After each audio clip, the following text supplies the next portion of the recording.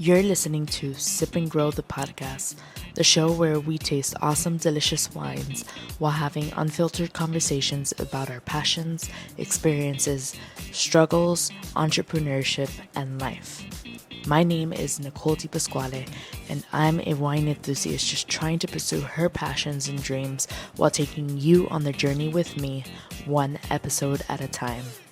My ultimate goal is to not only bring you wine knowledge and value, but also inspire you to enjoy your process and journey in pursuing your passions and dreams. Because guess what? The person you become while enduring the process is more important. So sit back, grab a glass, and let's sip and grow together.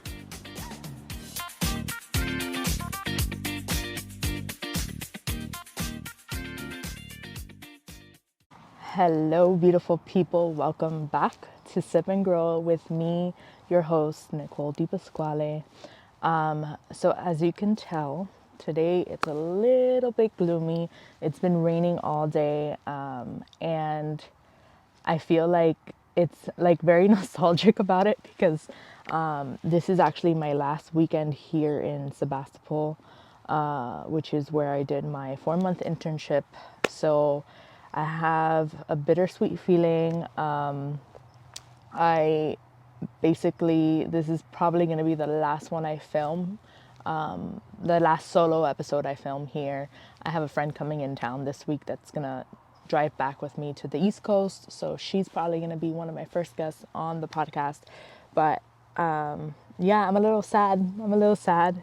And I feel like this day is super fitting for this final film or final episode that I'm filming today. So obviously it's not going to be the final episode ever, but the final episode that I film here with this background, with this beautiful place behind me. And I figured today we can just talk about how, like, reflecting a little bit on my experience here for the last 4 months. And also I wanted to kind of do a little brindis, a little cheers for the amount of growth and knowledge I've gotten from this experience.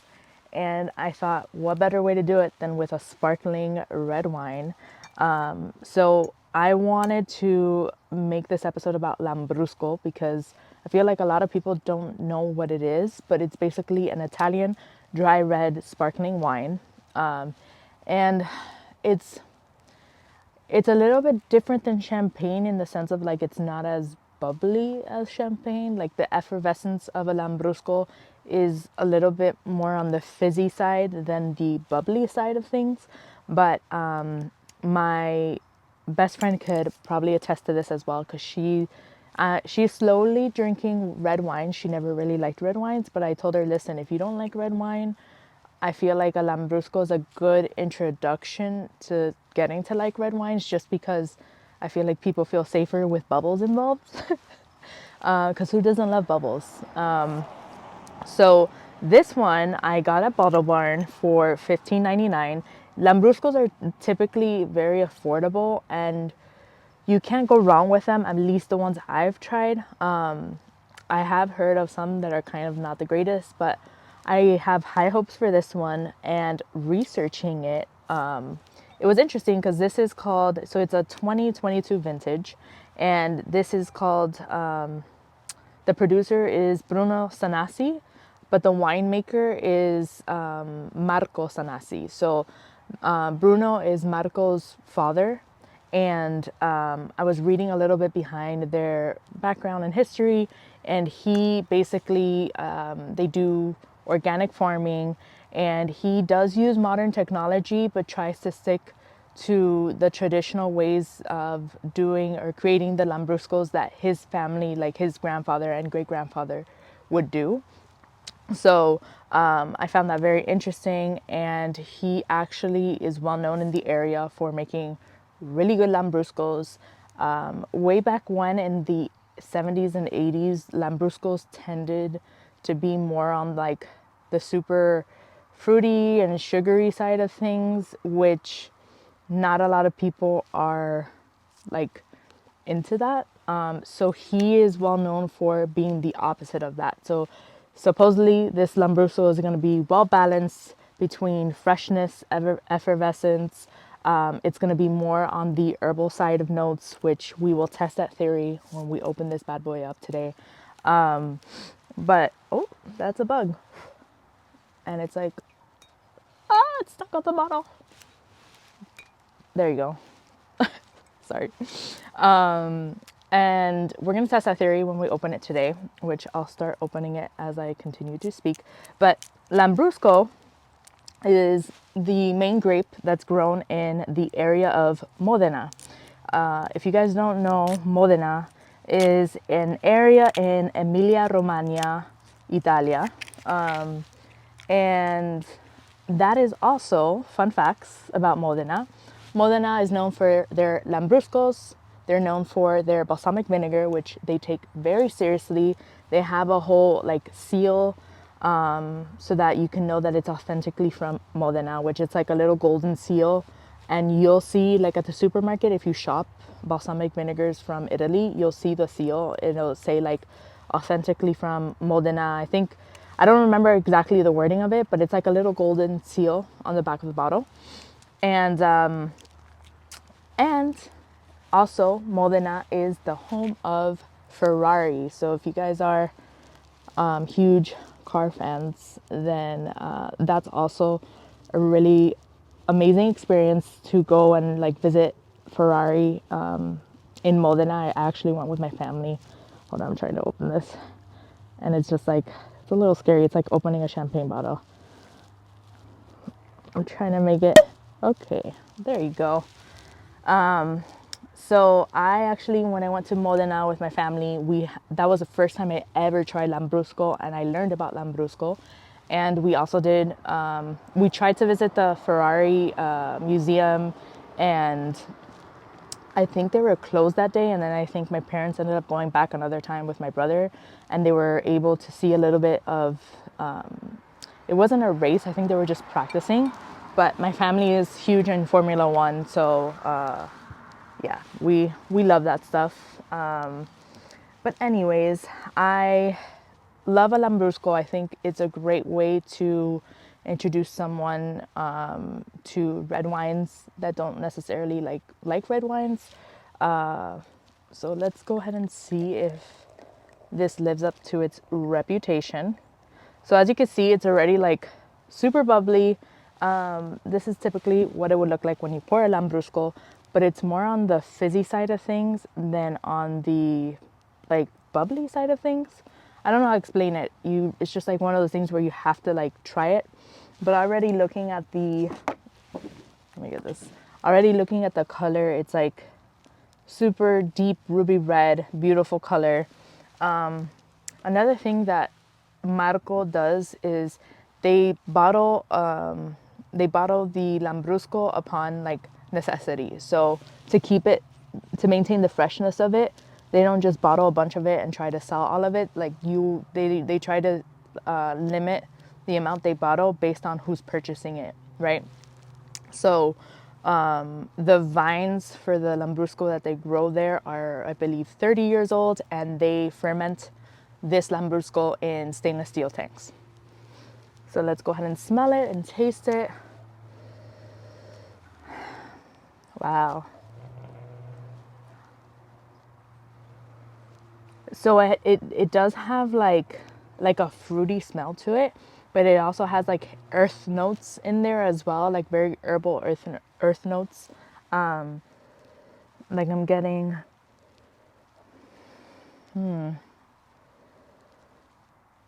like a little bit of sage actually, and and you know what, like eucalyptus, like a hint of eucalyptus. Ooh, it smells like really, really good. It smells delicious. Let me try it.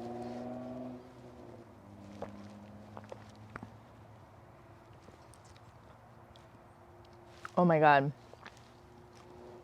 It's so good. So what I like about it is like, it's very fresh in your mouth.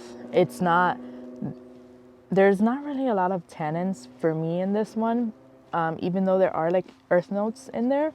But the balance between like the freshness and the effervescence of it is on point. Like it's not too fizzy in your mouth, and it's not like super, like it goes down smoothly, and it's just very refreshing when you drink it.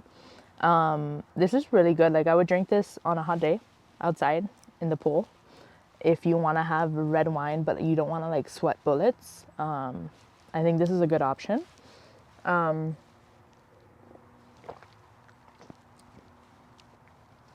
Yeah, I mean, even though it's like a dry red wine, for me this is on the sweeter side of things than if you were to drink a red wine. So that's why I think if you don't like red wine, this is a good introduction.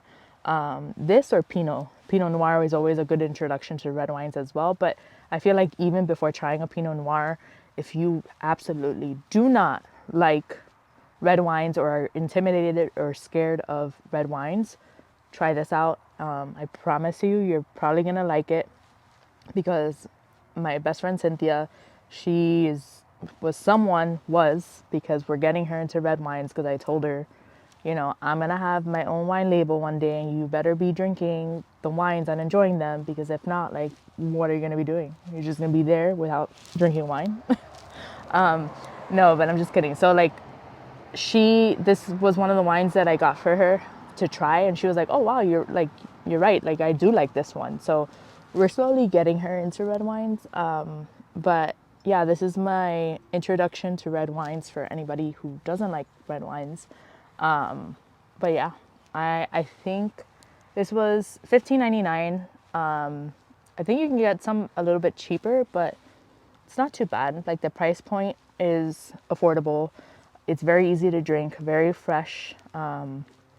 And I mean, this is if you want to drink something on the sweeter side of things, even though it's not technically a sweet wine, I would definitely go for this. But anyways, I'm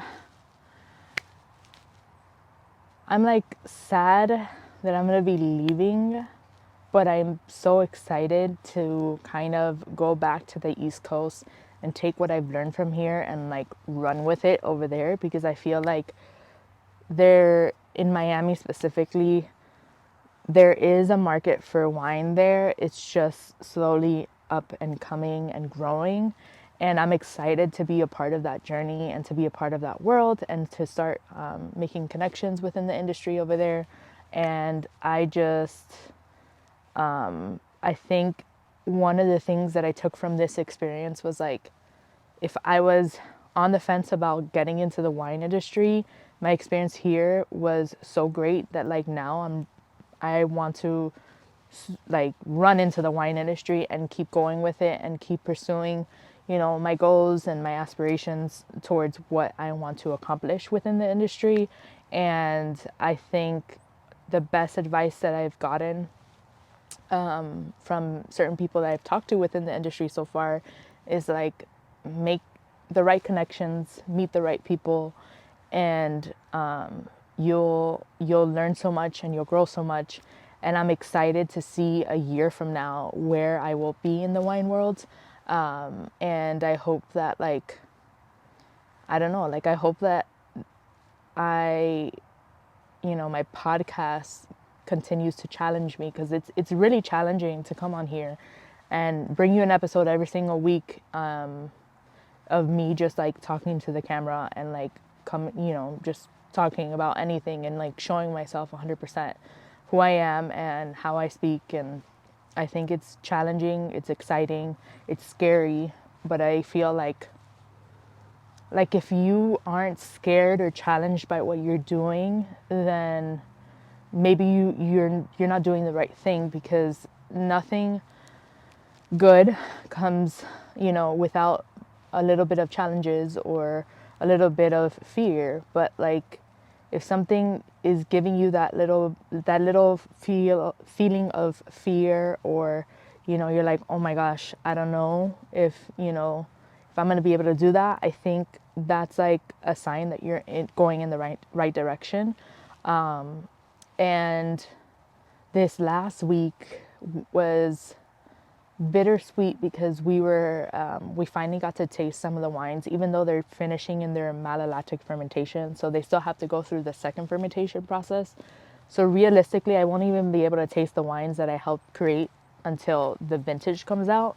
But it's it's so cool to see behind the scenes of like everything that you need to do, and the science behind wine is wild.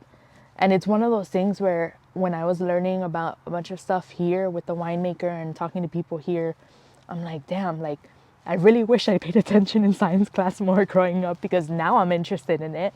But before, I was like, science is not my favorite subject. And now as an adult, I'm like, oh my God, I love science. Let's get into it. So, so yeah, it's been cool. And I think I've been surrounded by the right people. I think it's really awesome to be surrounded by people who are just as passionate about a subject as you are. And they have their own expertise to bring to the table that really help you kind of, learn and understand things better than if you were to just read it in a book or read it in an article.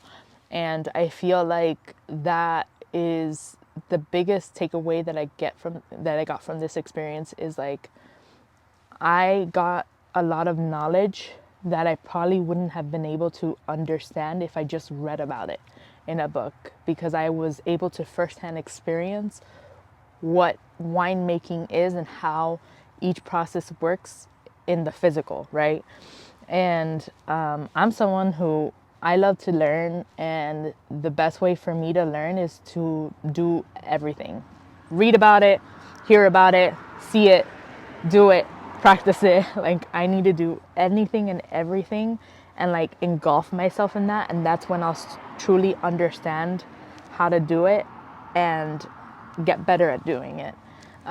So I am so thankful to other people here at Emeritus who have helped me, you know, learn and grow within the industry. And I'm excited to see what my future holds. And we're just gonna take it day by day and keep learning, keep growing, because that's what we should all be doing every single day in whatever we're trying to do or accomplish. And I don't know, we'll see where we are a year from now. We'll make an episode, we'll talk about it, because that's why we're here. We're here to talk about it, to drink about it, and to just learn. And if it's, a bad mistake, there's no such thing as bad mistakes. Mistakes happen all the time, every day. We're all human. So mistakes are there to teach us and help us be better for the next time. So I hope that you guys have enjoyed this episode. I hope you try a Lambrusco. I tend to drink Lambruscos every once in a while because it's not my favorite thing to drink. But sometimes I'm like, I'm in a mood. I'm in the mood for a little Lambrusco time. So, but this one, the Bruno Sanasi 2022 Lambrusco, $15.99. You can't go wrong with it. I think it's really, really yummy for a Lambrusco. And now that I've opened this bottle, I probably have to finish it today because it's fizzy and I feel like it won't taste the same tomorrow. But I hope you drink your wine tonight. I hope you've enjoyed this episode, and cheers to the next one.